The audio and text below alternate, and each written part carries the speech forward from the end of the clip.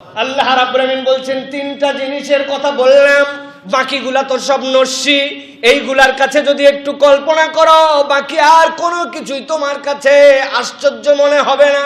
আমি আল্লাহ রাব্বুল আলামিন বললাম, ইন্না আরাদনা লামানাতা আলাস সামাওয়াতি ওয়াল আরদি ওয়াল জিবাল ফাআবাইনা আন ইয়াহমিলনাহা ওয়া আশফাকনা মিনহা। আল্লাহ বলছেন এই তিনটা জিনিসের কাছে আমি রব্বুল আমিনই তার স্রষ্টা, তাদেরকে বললাম এই আমানতটা নিবা কিনা, এই আমানতটা বহন করবা কিনা। আল্লাহ বলছেন ওই আমানত তারা বহন করতে তো চাই নাই, সাথে সাথে তারা ভীত সন্ত্রস্ত হয়েছিল। ইসলামে আমানতের দাম এবং ইসলামের দৃষ্টিভঙ্গিতে আমানতের বুঝ। পৃথিবীতে আল্লাহ রাব্বুল আলামিন মানুষদেরকে, ইমানদারদেরকে যতগুলো গুণে গুণান্বিত হতে বলেছেন, এর মাঝে অন্যতম একটি গুণ হচ্ছে আমানতদারিতা। কিন্তু আমানতদারিতার এই কথা বললে আমরা সচরাচর আমাদের মাথার মধ্যে একটা সাধারণ বেসিক নিয়ে ফেলি, যেটা কেবল দুনিয়াবি চিন্তা চেতনাতেই আমাদের আমানতদার হতে হয়। কিন্তু কোরআন সুন্নাহর পরিভাষায় আমানত এবং আহদ, একটা হচ্ছে অঙ্গীকার আর একটা হচ্ছে আমানত, দুইটাকে আল্লাহ এবং তার রাসূল চ্যাপ্টার বাই চ্যাপ্টার আলাদা করেছেন। আজকে আমরা সংক্ষিপ্ত সময়ে ইসলামে আমানতদারিতা এবং এর ইসলামিক যে বুঝ, কনসেপ্ট অফ আমানতদারিতা যেটা আমরা বলতে পারি, এই বিষয়ের উপরে আমরা সংক্ষিপ্ত আলোচনা করার চেষ্টা করব। আল্লাহ রাব্বুল আলামিন যেন এই বুঝ গ্রহণ করে কোরআন সুন্নাহর সঠিক পথে আমাদেরকে পরিচালিত করেন। সকলে বলি আল্লাহুম্মা আমিন। প্রিয় ভাইয়েরা, আমি আপনাদের কাছে সর্বপ্রথম যে আয়াতে কারিমা তেলাওয়াত করেছি কুরআনুল কারীমের 33 নম্বর সূরা আহজাবের 72 থেকে 73, এই দুটো আয়াত আল্লাহ রাব্বুল আলামিন ঈমানদারদের জন্য একটা ঘোষণা দিয়েছেন। আল্লাহ রাব্বুল আলামিন এই আয়াতে কারিমার মধ্যে বুঝাচ্ছেন যে আল্লাহ রাব্বুল আলামিন কিভাবে, কখন, কেন, এইগুলোর উত্তর আমাদের কাছে জানা নাই। তবে কোনো একটা পর্যায়ে আল্লাহ রাব্বুল আলামিন একটি আমানতকে এই পৃথিবীর আসমান জমিন, এই পৃথিবীর পাহাড় পর্বত সকলের কাছেই রাখতে চেয়েছিলেন, কিন্তু সকলেই ভীত সন্ত্রস্ততায় এবং দায়িত্ব পালন করতে পারবে না, তাদের দ্বারা সম্ভব হবে না, এরকম আতঙ্কে একটি আমানতকে রিফিউজ করছিল তারা, যে আল্লাহ এইটা আমাদের দ্বারা সম্ভব নয়। কিন্তু এই আমানতটা মানব মণ্ডলীর পক্ষ থেকে সাইয়্যিদিনা আদম আলাইহিস সালাম এটা গ্রহণ করেছিলেন। আল্লাহ রাব্বুল আমিন এই আমানতটা কি, এই আমানতটা কেন মানুষ গ্রহণ করলো, অথবা এই আমানত গ্রহণ অন্যরা কেন করলো না, আল্লাহ রাব্বুল আমিন পুঙ্খানুপুঙ্খ কতগুলো বিবরণ দিয়েছেন। এই আয়াতটা আমরা যদি অনুভব করে ফেলি, তাহলে ইনশাআল্লাহ আমাদের কাছে আমানত আর আহাদ এই দুটার মধ্যে একটা কনসেপ্ট পরিষ্কার হবে। আল্লাহ রাব্বুল আলামিন সূরা আহজাবের মধ্যে তাবৎ পৃথিবীর মানুষকে স্মরণ করিয়ে দিচ্ছেন। আল্লাহ রাব্বুল আমিন বলছেন, ইন্না আরাদনাল আমানাতা আলাস সামাওয়াতি ওয়াল আরদি ওয়াল জিবাল। আল্লাহ রাব্বুল আমিন সবচেয়ে বড় বড় বিস্ময় অভিভূত আল্লাহর সৃষ্টি যেইগুলা, যেই সৃষ্টিটা সব সময় দেখার কারণে আমাদের মাথার মধ্যে সহজ হয়ে গেছে, সব সময় দেখি জন্য বুঝি না। সামান্য একটু 500 স্কোয়ার ফিট 200 স্কোয়ার ফিটের আপনি যদি একটা ছাদ দাঁড় করাতে চান, কতকগুলা খুঁটি লাগে, কতকগুলা কলাম লাগে, ইঞ্জিনিয়ারদের কত কারিশমা লাগে। সামান্য একটু আপনার বাড়ির সামনে যদি একটু কার্নিশ বের করে রাখতে চান, একটু সানসেটটা বড় করতে চান, আপনার যদি ড্রপ ওয়ালটা যদি একটু দীর্ঘ করতে চান, কত মেকানিজম লাগে, খুঁটি দেওয়া লাগবে না বিম দেওয়া লাগবে। আল্লাহ বলছেন তোমার মাথার উপরে আসমান খানা দাঁড়ায় আছে, একটাবার খেয়াল করো না, তাকাও না তো উপর দিকে, অন্তর দিয়ে অনুভব করার চেষ্টা করো না আমি আল্লাহ কেমনে অবিশ্বাস্যভাবে তোমাদের মাথার উপরে কোনো খুঁটি ছাড়া আসমান খানাকে দাঁড় করাইছি। আমার আল্লাহ রাব্বুল আমিন বলছেন, ইন্না আরাদনাল আমানাতা আলাস সামাওয়াতি ওয়াল আরদি ওয়াল জিবাল।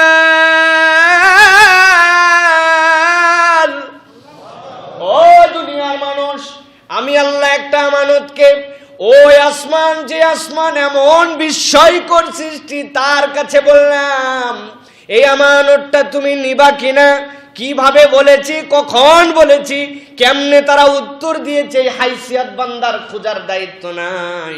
কিন্তু আল্লাহ বলছেন ওই বিস্ময়কর আসমানের কাছে আমানত রাখলাম। আল্লাহ এরপরে বলছেন ওয়াল আরদ, এই যে বিস্তীর্ণ জমি বিস্তীর্ণ এই ভূমি তোমাদের জন্য। অবিশ্বাস্য যেই ভূমির দিকে তাকিয়ে দেখেছো কিনা, মৃত প্রায় একটা ভূমি, কিচ্ছুই নাই ওর মধ্যে, দেখতে পাও না।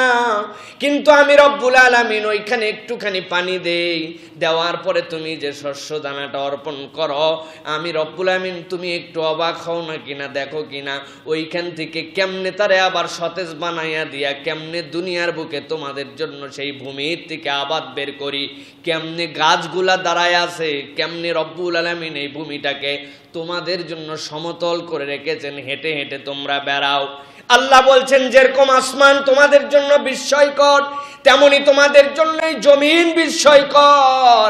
তৃতীয় বিস্ময়কর জিনিস হচ্ছে তোমাদের জন্য ওয়াল জিবাল। আল্লাহ কোরআনুল কারীমের মধ্যে অন্য জায়গাতেও বলেছেন ওয়াল জিবালা আউতাদা।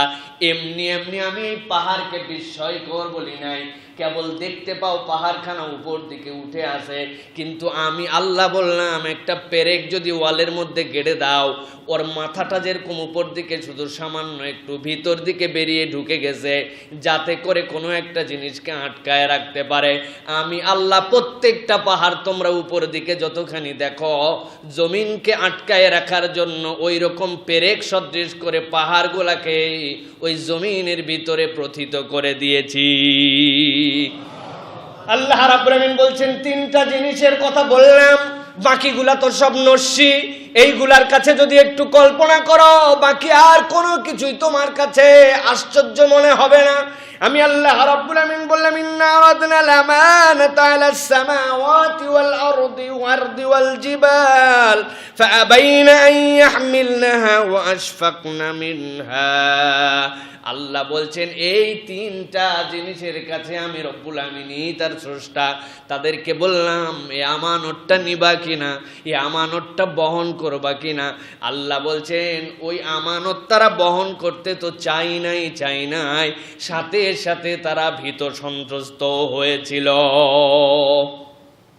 এবার রব্বুল আমিন বলছেন আমানত তারা নিতে চাইল না, ভয় পাইল, আতঙ্কগ্রস্ত হয়ে গেল এত বিশালত্বের পরেও, কিন্তু আমানতকে গ্রহণ করেছিল। আল্লাহ বলছেন ওয়া হামালাহাল ইনসান, কিন্তু ওই আমানত রবের ওইটা মানুষ গ্রহণ করার জন্য সাহস দেখিয়েছে। সুবহানাল্লাহ। রব্বুল আমিন এরপর একটু বর্ণনা করেছেন ইন্নাহু কানা যালুমান জাহুলা, বেচারিগুলা বড়ই মূর্খ, বুঝে নাই আমানতের দাপট কতখানি।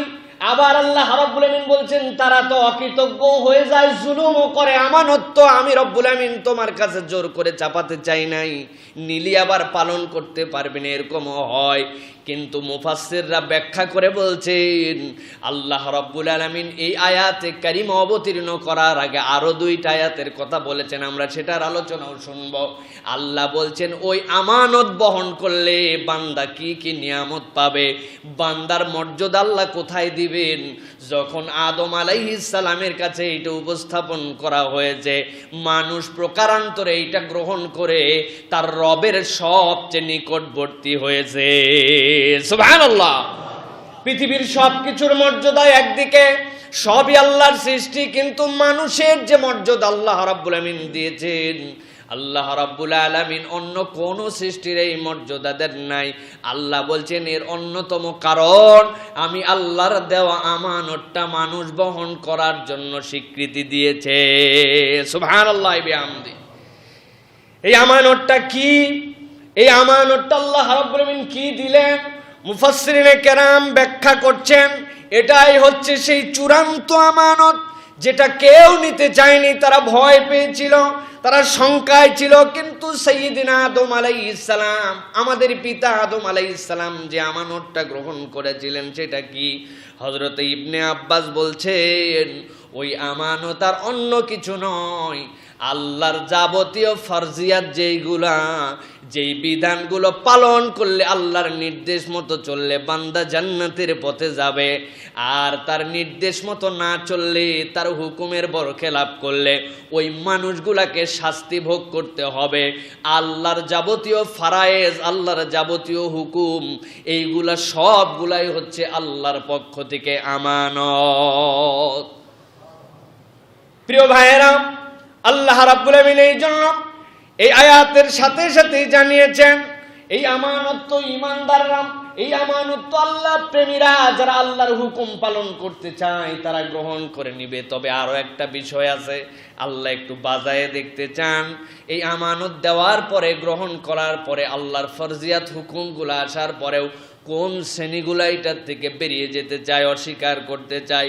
আল্লাহ বলছেন লিউআযিবাল্লাহুল মুনাফিকিনা ওয়াল মুনাফিকাতি ওয়াল মুশরিকিনা ওয়াল মুশরিকাত।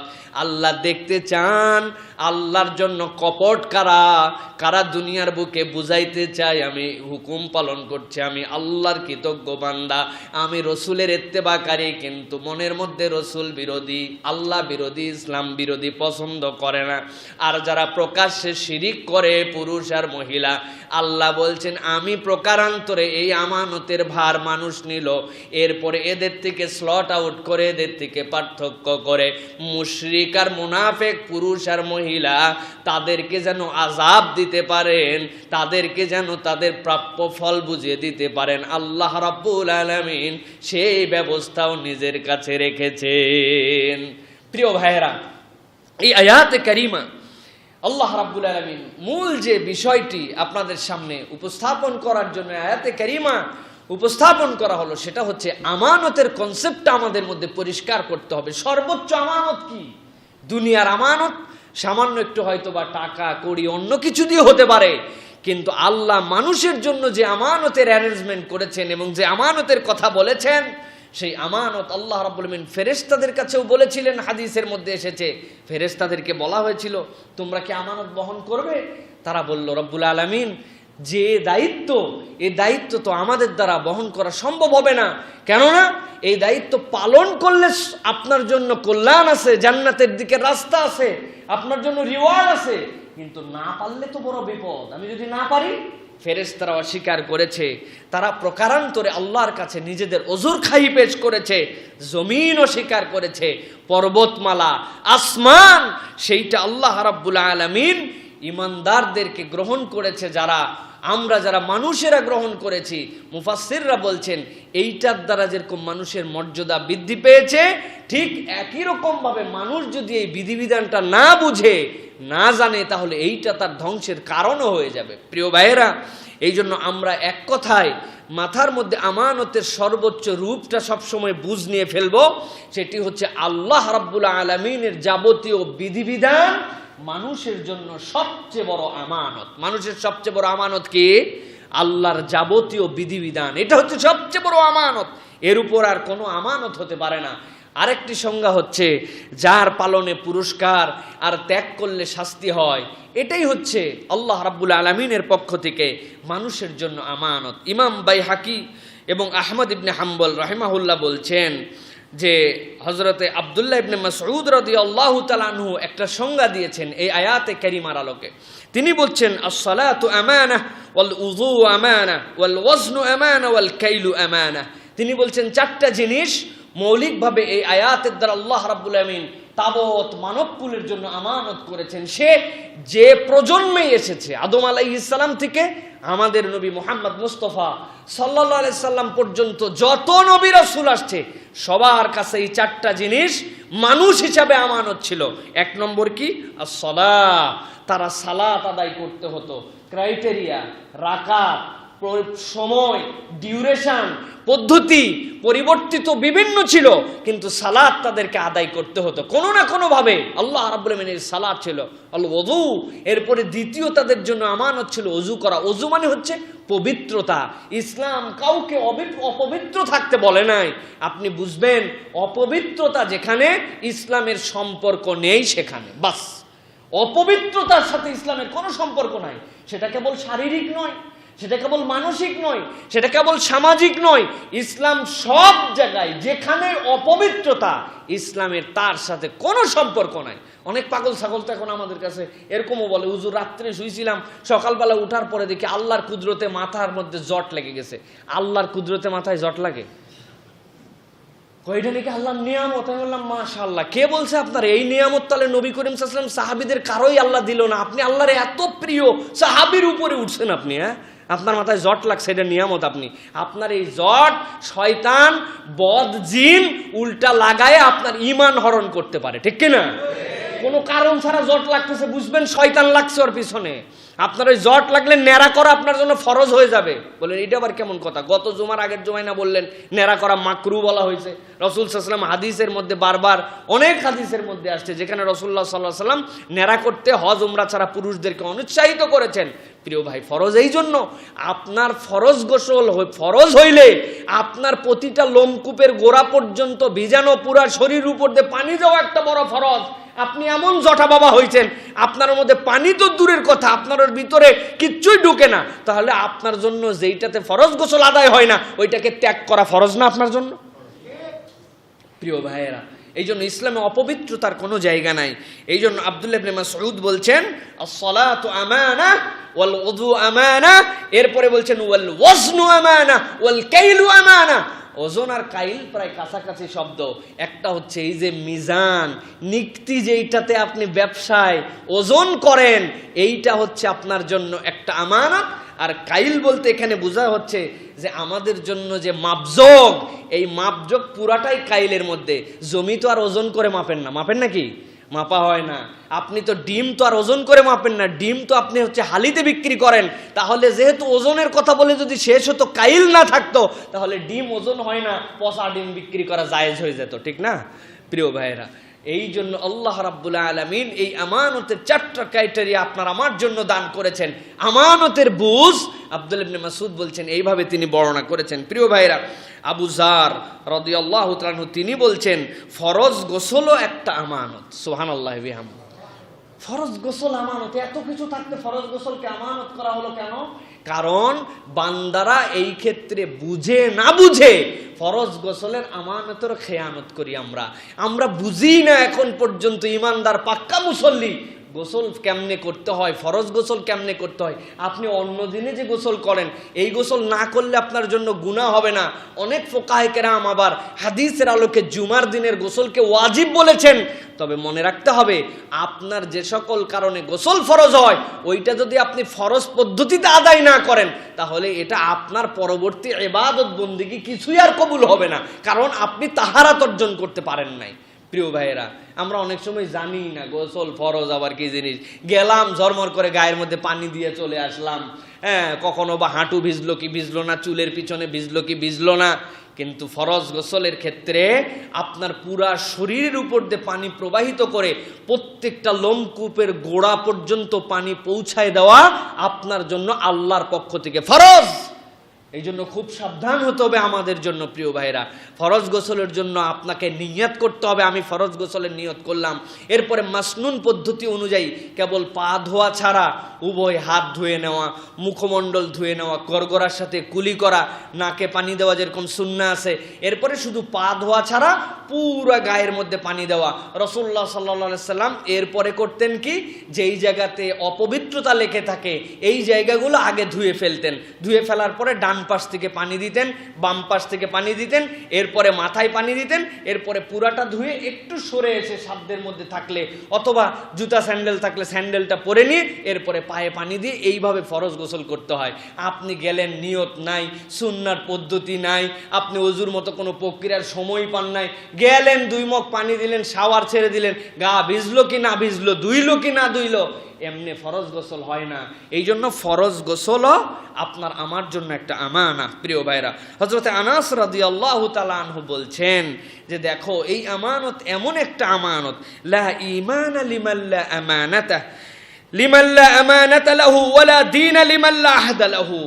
হযরতে আনাস ইবনে মালিক রাদিয়াল্লাহু তাআলা বলছেন, হাদিস খানা সহিহ আহমদের মধ্যে এসেছে, মুসনাদ আহমদের মধ্যে। তিনি বলছেন, দুনিয়ার বুকে তার ঈমানই নাই যার আমানতদারি নাই।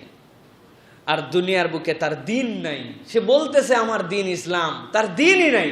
যে প্রতিশ্রুতি পালন করে না, যে তার অঙ্গীকার পূর্ণ করে না, তার দিন নাই। আর যে আমানত পালন করে না, তার ঈমানই নাই। এই আমানত মানে কি ভাই? এই আমানত মানে আল্লাহর বিধিবিধান।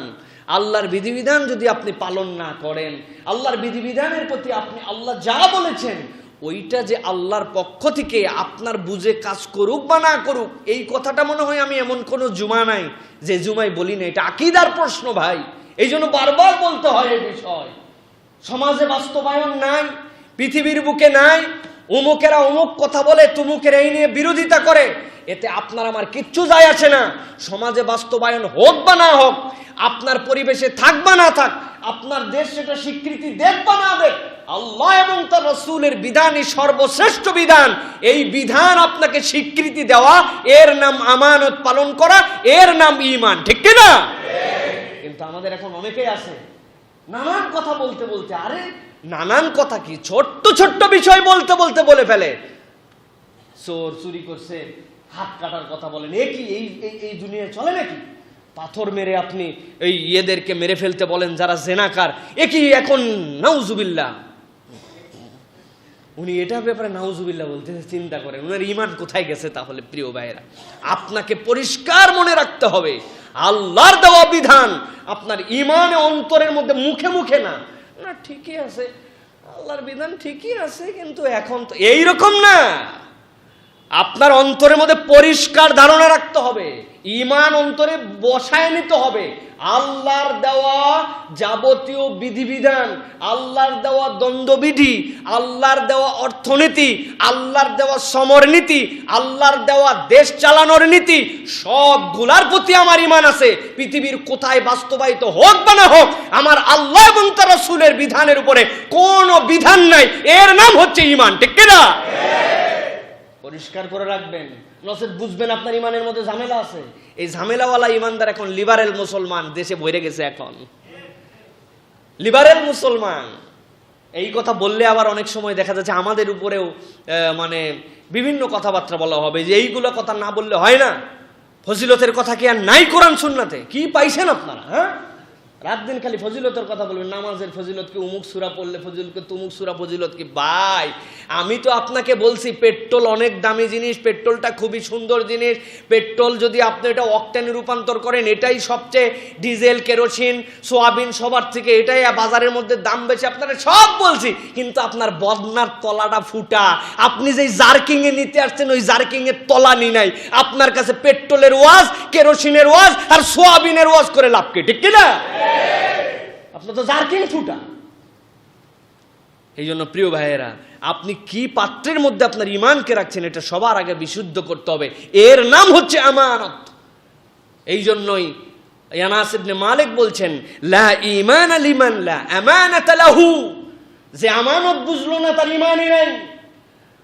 আর দ্বিতীয়টা হচ্ছে ওয়ালা দীন লিমান লা আহদা লাহু, যার প্রতিশ্রুতি রক্ষা করার কোনো দায়িত্ব জ্ঞানশীলতা নাই, তার কাছে তো দিন নাই। ও ঈমান পাইছে, দিন পাইছে, অথচ ইসলাম বলছে তুমি প্রতিশ্রুতি রক্ষা করবা, ওই প্রতিশ্রুতিটা তোমাকে মেনে চলতে হবে, কিন্তু তুমি সেই প্রতিশ্রুতি রক্ষা করো না।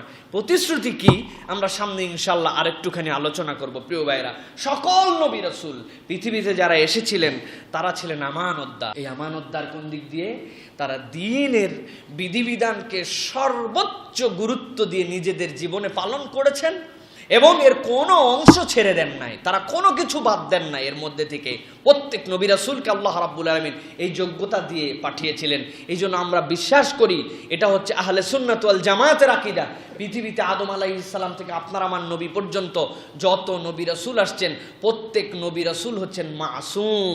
আল্লাহ রাব্বুল আলামিন তাদের অ্যাকাউন্টে গুনাহ করার মতো তাদেরকে কোনো যোগ্যতাই আল্লাহ রাব্বুল আলামিন দান করেন নাই। আল্লাহ রাব্বুল আলামিন নিজে গাইড করে তাদেরকে চালিয়েছেন। এই জন্য পৃথিবীর সকল নবী রাসূল মাসুম। সকল নবী রাসূল কে? মাসুম। এটা আমাদের ঈমানের অংশ। নবী রাসূল ছাড়া আর কেউ মাসুম না। সাহাবারা হচ্ছেন আদুল, সাহাবারা সত্যের মানদণ্ড, কিন্তু সাহাবীরাও মাসুম না। তারা ভুল করেছেন, তওবা করেছেন, মাফ করে দিয়েছেন আল্লাহ, কিন্তু নবী রাসূলদের আল্লাহ রাব্বুল আলামিন অ্যাকাউন্টে কোনো গুনাহ উল্লেখ করেন নাই, গুনাহ তাদের দ্বারা করানই নাই আল্লাহ। সুবহানাল্লাহ। কিন্তু আমরা তো এখন আমাদের দেশে অনেক বাবা কাবাদেরকেও মাসুম জানি, তাই না? আমার হুজুর এমন হুজুর, ওরে বাবা রে বাবা, ওনার কোনো গুনাহ খাতাই নাই, আরে বদমাইশের বদমাইশ। নবী রসুল ছাড়া কেউ পৃথিবীতে মাসুম নন, কেউ মাসুম নয়। এটা হচ্ছে আমাদের ঈমান প্রিয় ভাইয়েরা। সকল নবী রাসূলরা মাসুম এবং সকল নবী রাসূলরা আমানতের চূড়ান্ত রূপ ছিলেন। আল্লাহ রাব্বুল আমিন 26 নম্বর সূরা শুআরার মধ্যে সাক্ষ্য দিচ্ছেন। আল্লাহ রাব্বুল আমিন বলছেন, ইন্নী লাকুম রাসূলুন আমিন ফাত্তাকুল্লাহা ওয়া আতিউন। আল্লাহ রাব্বুল আমিন নূহ আলাইহিস সালাম, সালেহ আলাইহিস সালাম, হুদ আলাইহিস সালামের কথা আগে উল্লেখ করেছেন। সূরা শুআরা পড়ে দেখবেন 106, 7, 8 নম্বর আয়াতের মধ্যে আল্লাহ ধারাবাহিকভাবে বর্ণনা করেছেন। আল্লাহ বলছেন ওই নবীদের কথা, এত দাওয়াত দেওয়ার পরেও যখন তারা স্বীকার করে না, তারা নবীদেরকে কষ্ট দেয়। হযরতে সালেহকে বললেন এমন একটা প্রমাণ দেখাও। কি প্রমাণ দেখাবো? বলে তুমি যদি এই যে সামনে আমাদের যে পাহাড় দেখতে পাচ্ছ, এই পাহাড় ভেদ করে একটা উষ্টি নিয়ে আসতে হবে। কেবল উষ্টি আনলে হবে না, উষ্টিটা পেট ভরা থাকবে তার, এবং যেই না বের হবে, বের হওয়ার সাথে সাথে সে প্রসব করবে, এইরকম উট নিয়ে আসতে হবে। আল্লাহর নবী সতর্ক করলেন, খবরদার, যদি তোমরা এর বিরোধিতা করো এরপরেও তাহলে কিন্তু বিপদ। এখন পর্যন্ত তোমরা দেখতে চাও নাই, কিন্তু আল্লাহ যদি দেখায় দেন তাইলে কিন্তু তোমাদের জন্য বিপদ হয়ে যাবে পরক্ষণেই। মানুষগুলা এত বেশি আল্লাহ রাব্বুল আমিনের প্রতি গাদ্দার ছিল। আল্লাহর নবী যেই না বললেন বের হয়ে আসো, উট আল্লাহ বের করে দাও, উটটা বেরিয়ে আসলো, সাথে সাথে প্রসব করে বলল। আল্লাহ রাব্বুল আমিনের এই নজির দেখে হযরতে সালেহ আলাইহিস সালামের বেশ কিছু তখন মানুষ ছিল যারা ঈমান এনে ফেলল। কিন্তু যারা ওই সময়ের করা মুশরিক, তাদের মধ্যে কতকগুলা পরামর্শ দিলে, আরে এটা জাদু হতে পারে, এইটুকু থেকে প্রভাবিত হয়ে গেছো কেন? বাপ দাদার ধর্ম এতদিন ধরে পালন করো, এখনো বাপ দাদার ধর্মের প্রতি ঈমান নাই, ও যতই যাই দেখা ঈমান আনতে হবে নাকি? নানান কথা বলে একটা দলকে ঈমান থেকে সরায় রাখলো। হযরতে সালেহ আলাইহিস সালাম তাদেরকে বলে দিলেন, তোমরা যাই বলছো, কিন্তু আমি সতর্ক করছি, এইটা আল্লাহর উট না, কাতুল্লাহ। এই উটের সাথে খবরদার দুর্ব্যবহার করা যাবে না। তোমাদের যেইখান থেকে উটের পানি পান করাও, এই উট যেই দিন পানি খাবে, অন্য উট, অন্য মানুষরা কিন্তু ওই দিন পানি খেতে পারবে না, এটা আল্লাহর বিধান। পরের দিনে তোমরা সেখান থেকে খাবে। যেই না হযরত সালেহ আলাইহিস সালামের মুজিজার উট ওই কূপের মধ্যে মুখ দিতে আসতো, এমন পানি খাইতো, ওই দিন সকল পানি কূপের সে শেষ করে ফেলতো। কিন্তু আল্লাহ রাব্বুল আমিন এমন নিয়ামত দিলেন তাদের জন্য, উট পানি খায় কিন্তু এত পরিমাণ দুধ দেয়, যেই দুধে তারা সবাই খায়। যেই পাত্রগুলা পানি ভরার জন্য এসেছিল, ওই পাত্রগুলা পর্যন্ত ভরায় ভরায় নিয়ে যায়। শয়তান তারপরেও সহ্য হলো না। আরে এই উটের জন্য তো আমাদের ঝামেলা, এত বড় উট, যেই প্রান্তরে চরে ওইখানে অন্য উটেরা ভয় পায়, অন্য পশু পাখি ভয় পায়। পানি তো খায়, দুধ দেয়, তাই কি পানি এত খায়? নানান কথাবার্তা বলে এইটারে হত্যা করে ফেলো, কিন্তু সাহস করতে পারে না কেউ। শয়তানের পরে ষড়যন্ত্র নিয়ে আসলো। দুইজন সবচেয়ে সুন্দরী নারী, তাদের কন্যা, তারা আরো বেশি সুন্দরী ছিল। সমাজের মধ্যে দুইজন বড় ডান পিঠে মানুষ ছিল, বড় বেশি, আল্লাহ রসুল বলছেন তারা বড় বেশি আল্লাহদ্রোহী, বড় শক্ত অন্তরওয়ালা। আল্লাহ নবী খুতবায় দাঁড়ায় তার বর্ণনা দিয়েছেন। ওই দুই ব্যক্তিকে বলল, তোমরা যদি হত্যা করে ফেলতে পারো তাইলে আমাদের এই কন্যা তোমাদেরকে দিয়ে দিলাম, এই মেয়ে তোমাদেরকে দিয়ে দিলাম। নারীদের এই ছলনায় ওই দুই ব্যক্তি প্রথমে পা কেটে দিল উটের, এরপরে উটটাকে যেই না হত্যা করে ফেললো, উটের যেই বাছুরটা ছিল সে চিৎকার করতে করতে পাহাড়ে উঠে যে বিলীন হয়ে গেল। হযরতে সালেহ বললেন, তোমাদের বিপদের আর কোনো শেষ নাই, আর মাত্র 3 দিন তোমাদের অবস্থান, এরপরে তোমরা ধ্বংস হয়ে যাবে। বলে কে লোক 3 দিন পরে নাকি ধ্বংস হবে? এবার একেই হত্যা করো আগে। যদি সে আমরা ধ্বংস হয়ে যাই তাহলে অন্তত পক্ষে বোঝা যাবে যার কারণে ধ্বংস হচ্ছে তারা মাইরে মরছি। আর যদি মিথ্যা হয় তাহলে অন্তত পক্ষে মিথ্যার অপরাধে তাকে হত্যা করছে, এই জন্য সালেহ আলাইহিস সালামকে হত্যা করো। আল্লাহ নির্দেশ দিলেন, সালেহ আপনি বেরিয়ে চলে যান। সালেহ আলাইহিস সালাম এলাকার থেকে রাত্রেবেলা বেরিয়ে চলে গেলেন, তার সাথীদেরকে বলে গেলেন, 3 দিনে 3টা নিদর্শন তোমরা মনে রাখো। আগামীকালকে সকালবেলা উঠার পরে মুখগুলা হলুদ হয়ে যাবে তোমাদের, তারপরের দিন লাল হয়ে যাবে তোমাদের মুখগুলি, তারপরের দিন কালো হয়ে যাবে, এরপরে বুঝবে আল্লাহর আযাব এসে যাবে। হযরত সালেহ আলাইহিস সালাম এই কথা বলার পরে ওই রাত্রেই তারা হত্যা করবে। সকল গোত্রের থেকে 11 জনের কথা 9 জনের কথা আসছে, একজন করে করে লোক ঠিক করছে। করার পরে যেই না হত্যা করার জন্য হঠাৎ করে সালেহ আলাইহিস সালামকে আর খুঁজে পায় না। পরের দিন সকালবেলা উঠে দেখে সত্যি সত্যি মুখ হলুদ হয়ে গেছে। তারপরের দিন দেখলো রক্তবর্ণ হয়ে গেছে। বুঝতে আর বাকি থাকলো না আমাদের মৃত্যু চলে আসছে। এর পরের দিন কালো, তারপরের দিন আল্লাহ মারার জন্য বেশি কিছু ব্যবহার করেন নাই, এমন একটা বজ্রধ্বনি, এমন একটা শব্দ দিলেন, এই শব্দের কারণে নিজেদের ঘরের মধ্যে তারা খড় কুটার মতো একদম উচ্ছিষ্টের মতো মৃত হয়ে হয়ে পড়ে গেছে। শব্দ সুপারসনিক। আমাদের অনেক সময় আসমান দিয়ে এখন সেনাবাহিনীর বিমান যায়, দেখছেন না আপনারা? অনেক সময় আমরা দেখেছি অনেক বাড়ির কাঁচ গ্লাস এইগুলো উপরের বাড়ি যেগুলো, এগুলো পর্যন্ত ভেঙে যায় সুপারসনিক। এই কোরআনের 1400 বছর আগে যদি বলা হতো যে এইরকম একটা শব্দ, যে এই শব্দের কারণে মরে গেল, এটা তখন মনে হতো যে একটু বোঝা কঠিন। যদিও সাহাবীদের তো ঈমান 100 ঈমান, উনাদের তো বোঝা টোজার দরকার নাই, যা আসছে সামি'না ওয়া আতা'না, এত বোঝাবুঝির কারবার নাই, এত ব্যাখ্যা করা লাগবে, তাফসীর করা লাগবে না না না।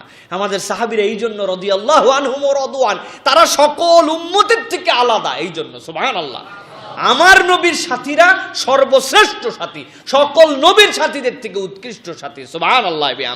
প্রিয় ভাইয়েরা, তারা এত কিছু ভাবেন নাই, কিন্তু আল্লাহ বলছেন এমন শব্দ দিলেন, শেষ একবারে এক শব্দে সবগুলা শেষ। মৃত কেমন? কোরআন বলছে তারা খড়কুটার মধ্যে পড়ে গেল। হুদ আলাইহিস সালাম, আল্লাহ আপনাদেরকে তৌফিক দেখ, ময়দানে সালে মদিনার থেকে অল্প একটু দূরে 400-450 কিলোমিটার, এখন পর্যন্ত সেই ময়দানে সালে রয়ে গেছে হযরত সালেহ আলাইহিস সালামের অবকাঠামো এবং সেই কারুকাজ বিল্ডিং এর, ওইগুলা দেখলে মনে হবে গতকাল কি পরশুদিন বানায় রেখে গেছে। আল্লাহু আকবার, এমন অভূতপূর্ণ। উট যেই রাস্তা দিয়ে বেরোয় আসতো পানি খাওয়ার জন্য, ওইটা এখনো আছে। কূপ, রাসূলুল্লাহ সাল্লাল্লাহু আলাইহি ওয়াসাল্লাম তাবুকে যখন যাচ্ছিলেন সাহাবীদেরকে বললেন খবরদার এখানে যেও না সবাই, এখন পানি খেও না, আমি কূপ আগে দেখিয়ে দেই, ওই কূপের পানি খাবে যেইটার থেকে উট পানি খাইতো, ওইটা ছাড়া বাকি সব কূপ অভিশপ্ত। রাসূল সাল্লাল্লাহু আলাইহি ওয়াসাল্লাম দেখাইছেন সাহাবীদেরকে। আল্লাহ কোরআনে বলছেন তোমরা এখানে ঢুকো না, তবে ঢুকে তোমরা যদি কাঁদতে কাঁদতে ঢুকতে পারো যে আল্লাহ তুমি এত বড় বিপর্যয় করছো, অনুতপ্ত অন্তর নিয়ে যদি যেতে পারো তবে যাও, তাছাড়া যেও না। এই লানতের জায়গা এইগুলা প্রিয় ভাইরা এখনো আছে। আল্লাহর কাছে দোয়া করি আল্লাহ আপনাদেরকে হজ উমরার সফরে নেন, এই জায়গাটা অন্তত দেখে আসতে পারবেন। ময়দানে সালে, এই যে এই জায়গা মাদায়েনে সালে বলা হয়, সালেহ আলাইহিস সালামের এই উট কেন্দ্রিক যে ঘটনা। হুদ আলাইহিস সালাম, আল্লাহ তাদেরকে যে আমানতদার বলছেন কেন? হুদ আলাইহিস সালামের উম্মতের সবচেয়ে বড় বৈশিষ্ট্য ছিল আদম আলাইহিস সালামের পরে এত লম্বা লম্বা কোনো মানুষ ছিল না।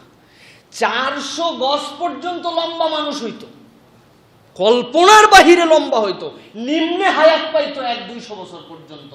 হযরত হুদ আলাইহিস সালাম 400 বছর বেঁচে ছিলেন।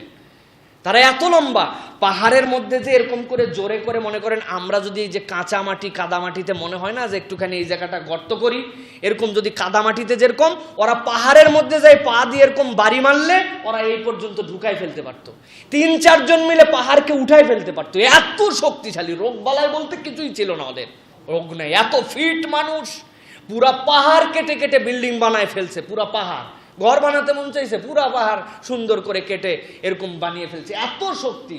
তাদেরকে হুদ আলাইহিস সালাম দাওয়াত দেন, আরে কিসের, 15 দিনে ফসল করে, ফসল লাগানোর 15 দিনের মধ্যে তাদের ফসল হয়ে যায়। আল্লাহ এত নিয়ামত দিয়ে রাখছেন, 15 দিনে গম হয়, লাগায় 15 দিনের মধ্যে ফসল তাদের কাছে চলে আসে। আরে আমাদের তো সুখী কেউ নাই। রাখো তো তোমার ইসলামের কথা, রাখো তোমার ওই আল্লাহকে মানা লাগবে, এক ইলার কথা রাখো, আমরা কি খারাপ আছি নাকি? হুদ আলাইহিস সালাম বুঝান বুঝান বুঝান বুঝান, কথা শেষ পর্যন্ত শুনলো না। হুদ আলাইহিস সালামকে উল্টা মারতে নেওয়া শুরু করলো। হযরত হুদ আলাইহিস সালাম 70 জন মাত্র লোক নিয়ে বেরিয়ে গেলেন আর তাদেরকে জানাই দিয়ে গেলেন আসতেছে, এমন তোমাদের জন্য ঝড় আসতেছে। কয় ঝড়? পাগল নাকি? এগুলো বাতাস ঝড় তো এগুলো আমরা নিজেদের বডি দিয়ে ঠেকাই। বড় বড় পাহাড়ে গেছে, যাওয়ার পর এরকম পা দিয়ে যেন নড়াতে না পারে ওদেরকে খুঁজায় নিয়ে হাঁটু পর্যন্ত গেড়ে দিছে, দিয়ে দাঁড়ায় আছে, মধ্যে পরিবার পরিজন রাখছে, বাতাস। আমরা বাতাস ধরি, আমরা আরো বাতাসে আমরা নিয়ন্ত্রণ করি। হুদ আলাইহিস সালাম তাদেরকে বুঝায়েও বুঝ মানে নাই। আল্লাহ রাব্বুল আলামিন আছে তো সূচাগ্র, ওই কিয়ামতের যে প্রলয়নকারী তার সূচাগ্র বলা হয়, সূচের মাথা পরিমাণ, এই পরিমাণ বাতাস তাদেরকে যখন দিলেন, 7 দিন টানা আসমানের মধ্যে ওই মানুষগুলা ভেসে বেড়াইছে, বাড়ি গরু ছাগল সব ভেসে, এক মানুষের সাথে আসমানে আরেক মানুষের বাড়ি লাগায়া আল্লাহ ওখানে মেরে ঝুলায় রাখছেন। এরপরে যখন ওই বাতাস থেমে গেছে, নিচে পড়ে গেছে তারা খড়কুটার মতো। এইভাবে আল্লাহ রাব্বুল আমিন তাদেরকে শেষ করে দিয়েছেন।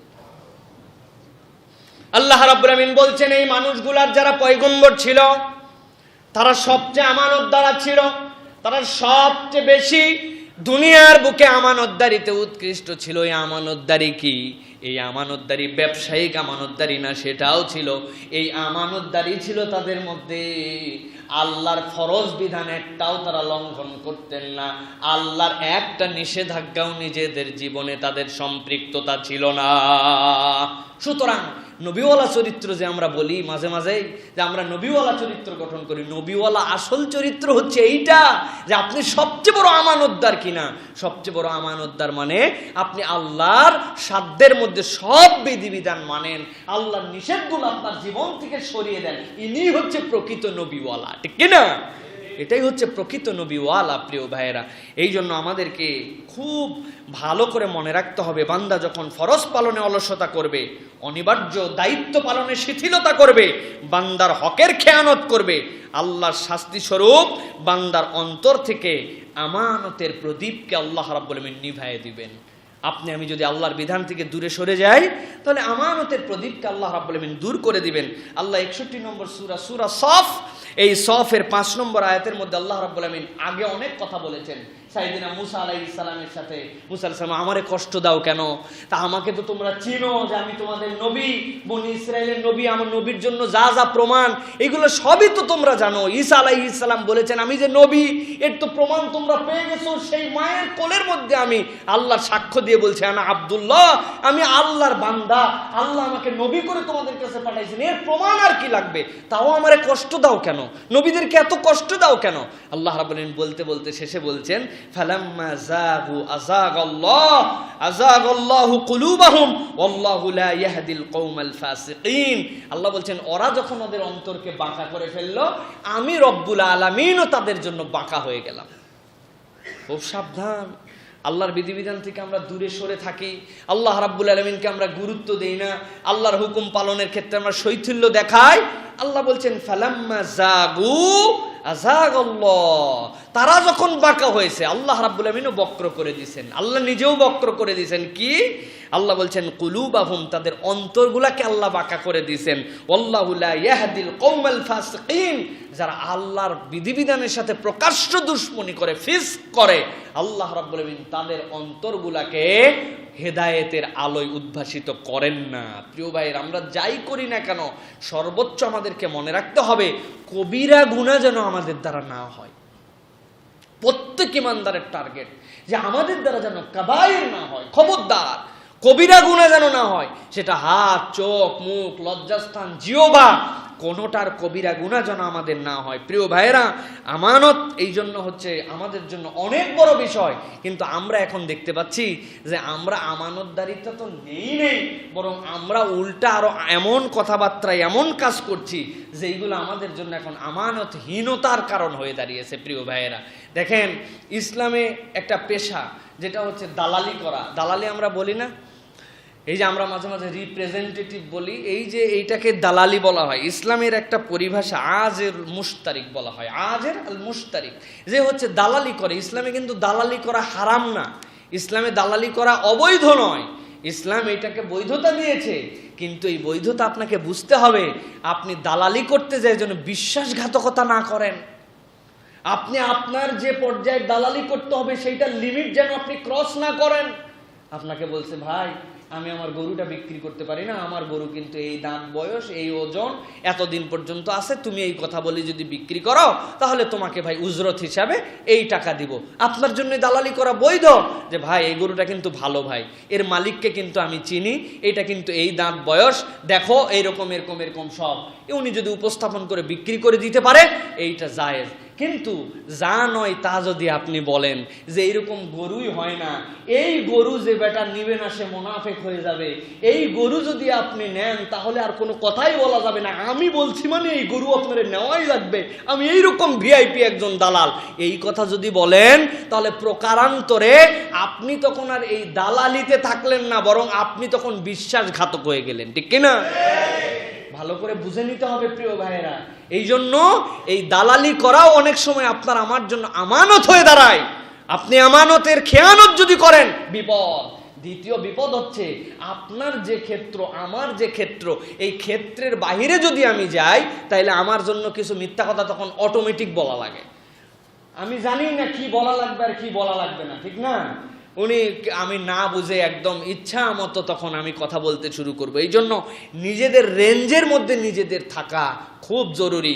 রাসূলুল্লাহ সাল্লাল্লাহু আলাইহি সাল্লাম বলছেন, সে আমার উম্মতি না, সে আমার উম্মতি না। কে আমার উম্মত না?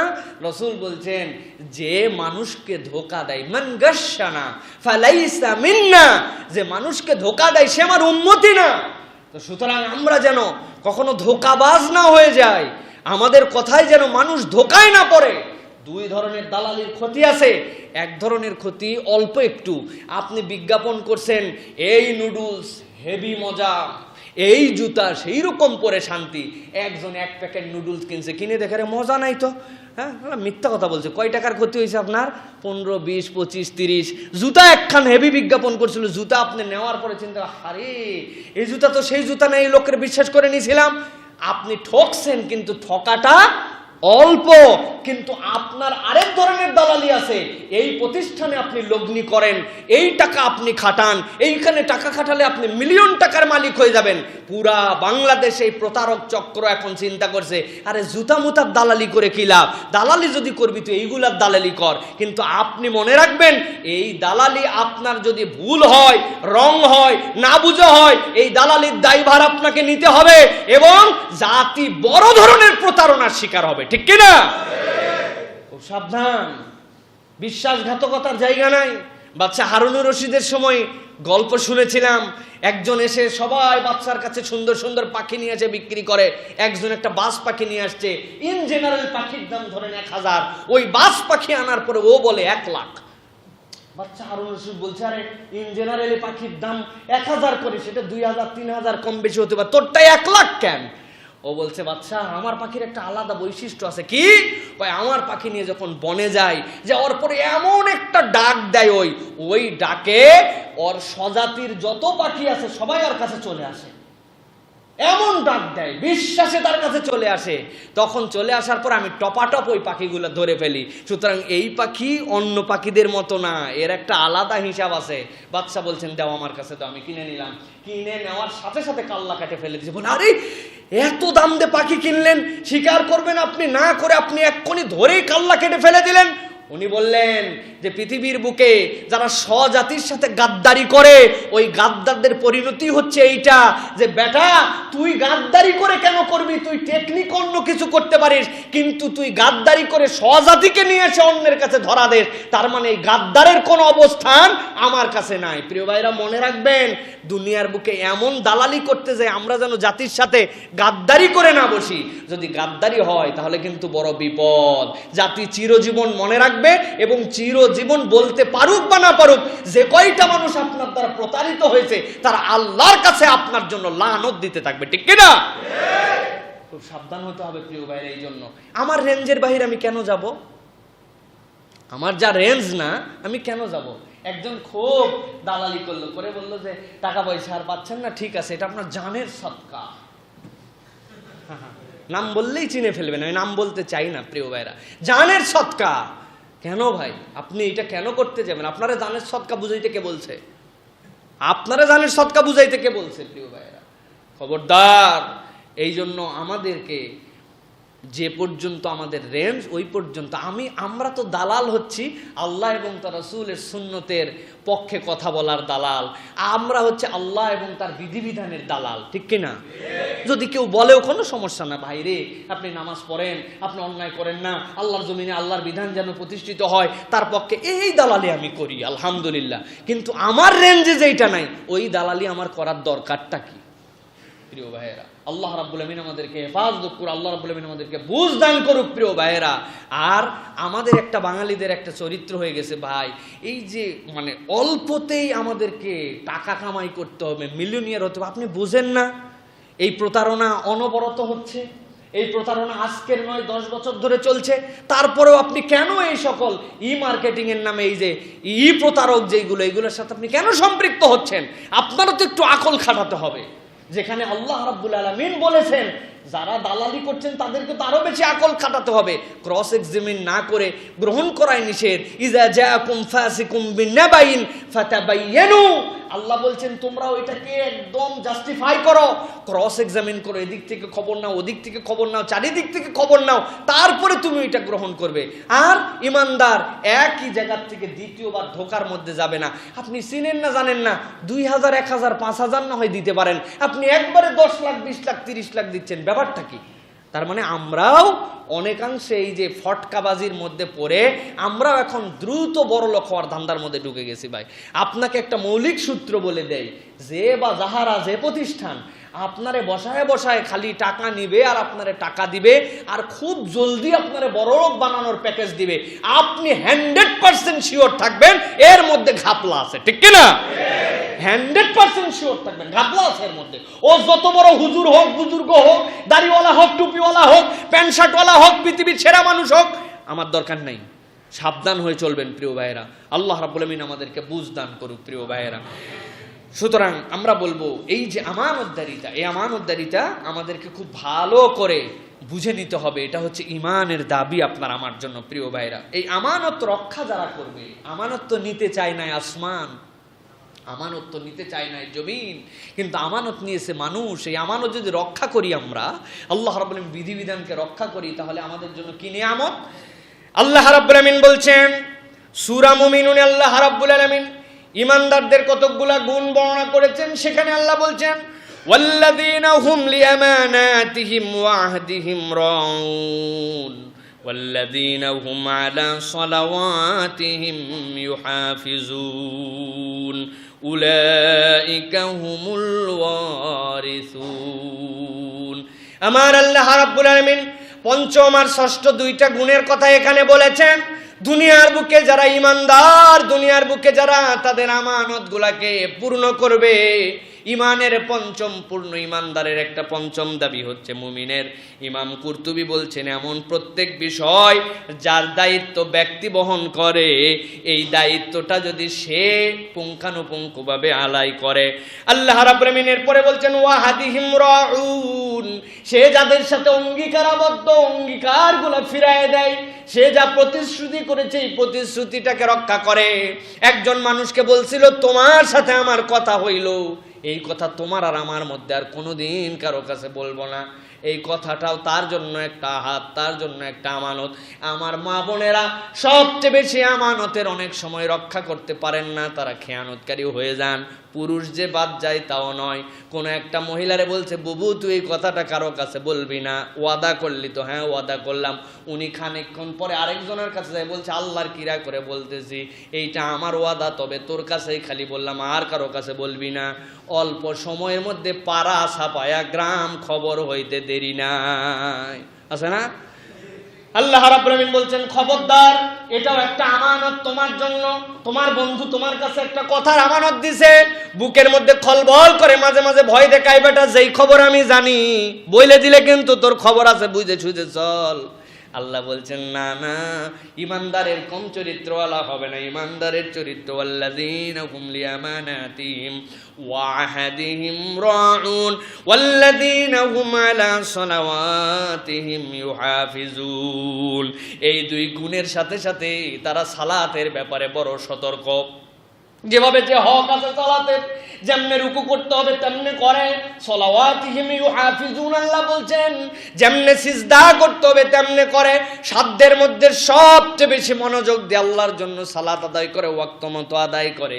আল্লাহ বলছেন এই গুণওয়ালার জন্য আমি আল্লাহ জানাই দিলাম উলাইকা হুমুল ওয়ারিসুন, এরা তো হচ্ছে উত্তরাধিকারী। এদেরকে আল্লাহ উত্তরাধিকার দিয়েছেন। কিসের উত্তরাধিকার? আল্লাহ বলছেন আল্লাযীনা ইয়ারিসুনাল ফিরদাউসা হুম ফিহা খালিদুন। এই উত্তরাধিকার আর কিছুই নয়, বরং এইটা হচ্ছে ফিরদাউস, সেই জান্নাতের উত্তরাধিকার।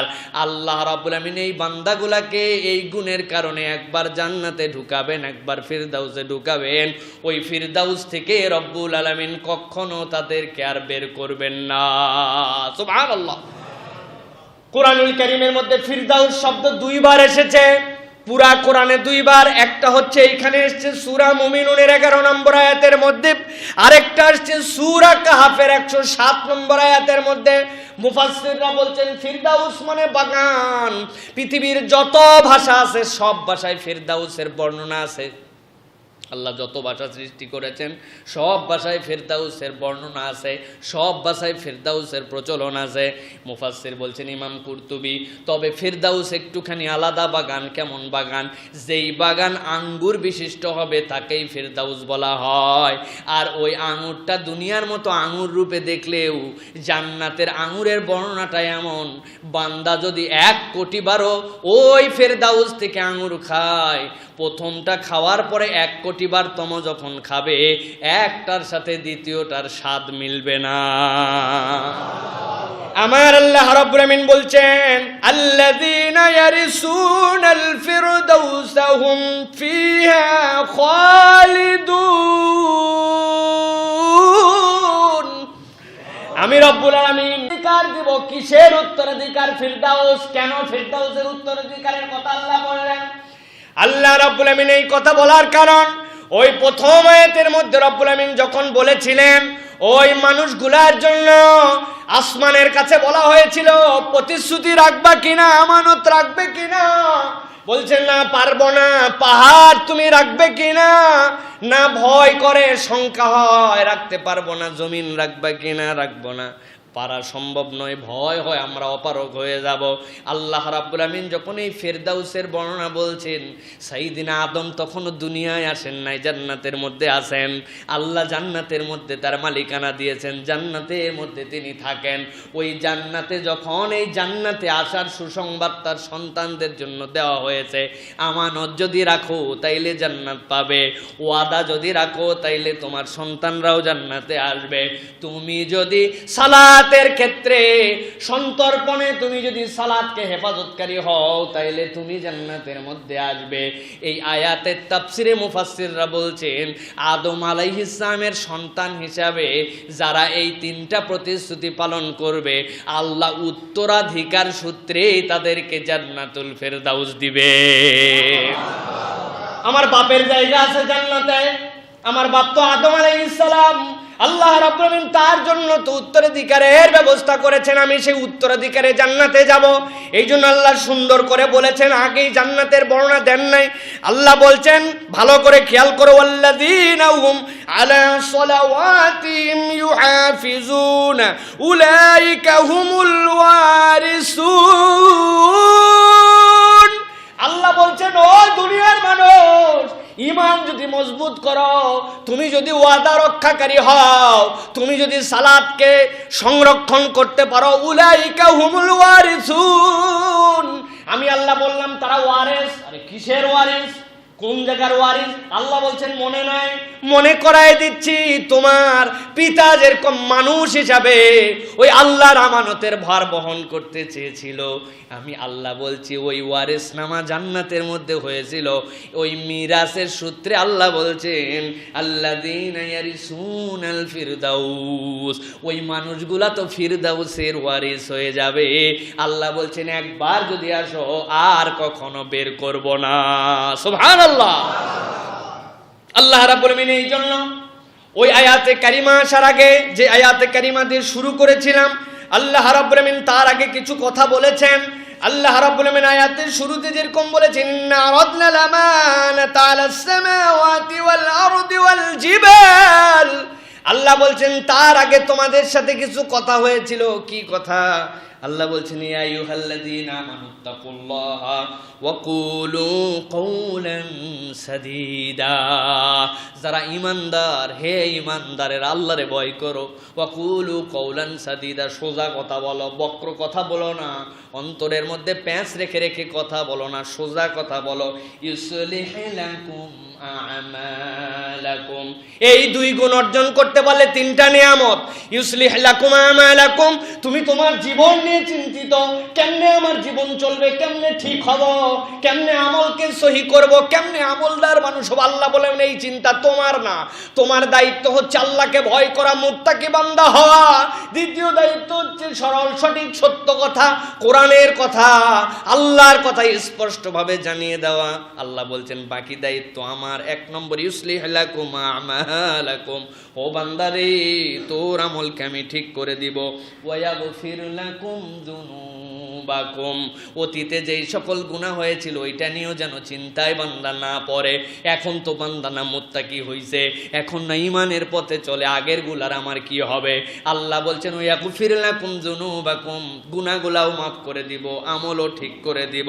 আল্লাহ বলছেন ওয়া মাইয়ুতিইল্লাহ ওয়া রাসূলাহু ফাকাদ ফাযা ফাওজান আযীমা, আর যে আল্লাহ এবং তার রাসূলের ইতাআত করবে, আল্লাহ এবং তার রাসূলের দেখানো পথ ও পদ্ধতিতে চলবে, আমি আল্লাহ সাক্ষ্য দিচ্ছি, ফাকাদ ফাযা ফাওজান আযীমা, আমার ওই বান্দারাই প্রকৃত সফল কামদের অন্তর্ভুক্ত হয়ে গেছে।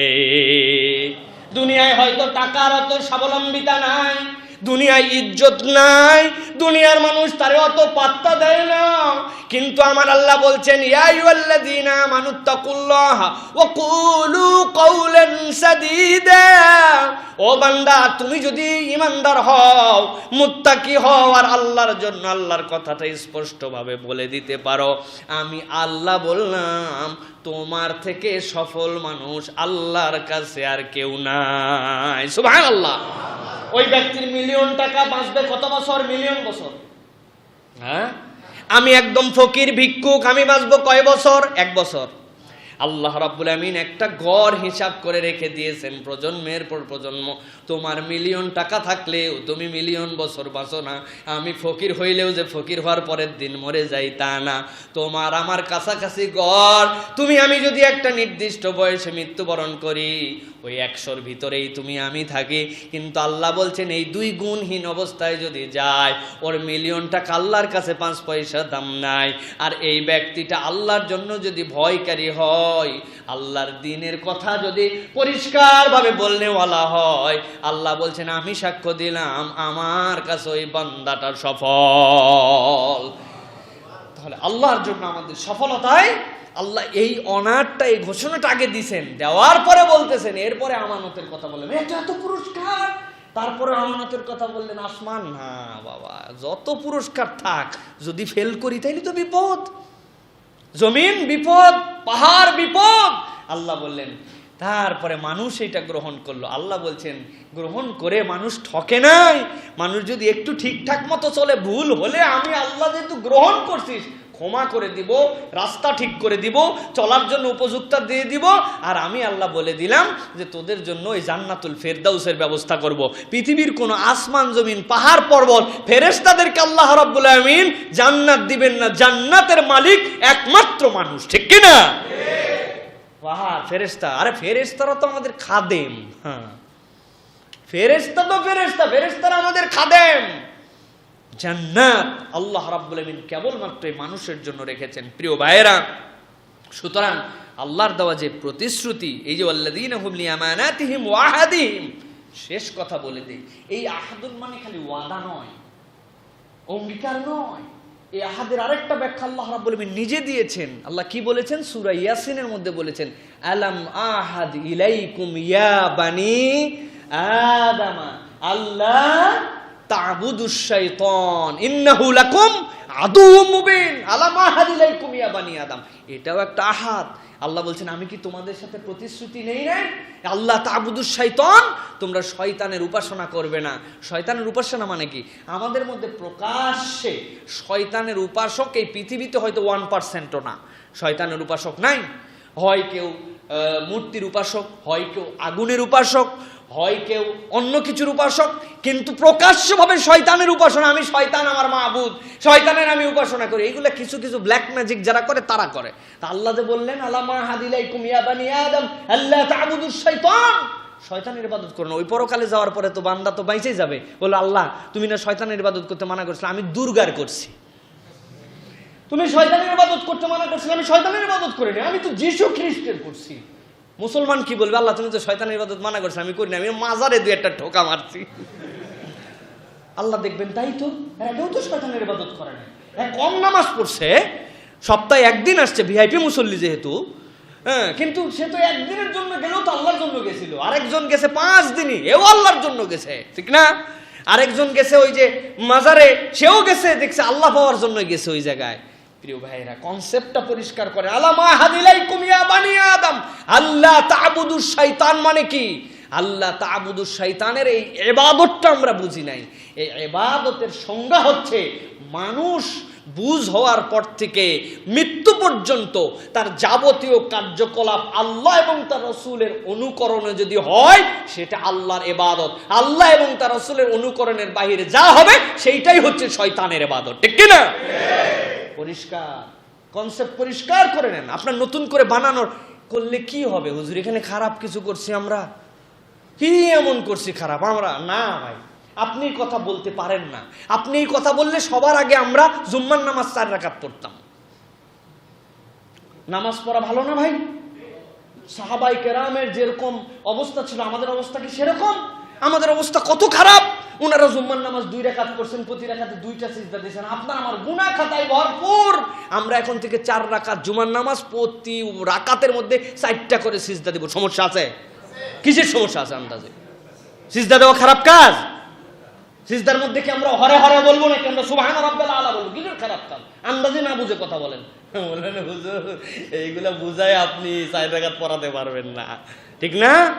তা আপনি এই জায়গায় বুঝেন সিজদাই সবচেয়ে ভালো কাজ, সুবহান রাব্বিল আলাই সবচেয়ে ভালো জিকির, নামাজই সবচেয়ে ভালো ইবাদত। আপনি জুম্মার দিন 4 রাকাত পড়বেন না, প্রতি রাকাতে 4টা সিজদা দিবেন না। তো যেই আল্লাহর দেখানো সালাতের পদ্ধতি আছে বাকি দুনিয়ার বুকে আপনি কি করবেন আর কি করবেন না, আপনার বাপ, আপনার হুজুর, আপনার পীরের মতো হবে না আল্লাহ এবং তার রাসূলের মতো হবে? এই বুঝটা কেন পরিষ্কার হয় না? কেন এই বুঝ পরিষ্কার হয় না? সুন্নাতের কথা বললে হ্যাঁ বুঝে ফেলছি, আপনি খালি বুঝছেন, আমাদের হুজুর কিছুই বুঝে না, এইগুলা বললে হবে না। প্রিয় ভাইয়েরা, যে আল্লাহ এবং তার রাসূল দিয়েছেন ওইভাবে আমাদেরকে মানতে হবে। সর্বশেষ যে কথা, সাংঘাতিক কথা, রাসূলুল্লাহ সাল্লাল্লাহু আলাইহি ওয়াসাল্লাম বলছেন আউয়ালু মা তাফকিদুনা মিন দীনিকুম আল আমানাহ, তোমাদের দ্বীনের মধ্যে থেকে সর্বপ্রথম যেটা উঠে যাবে সেটা আমানত।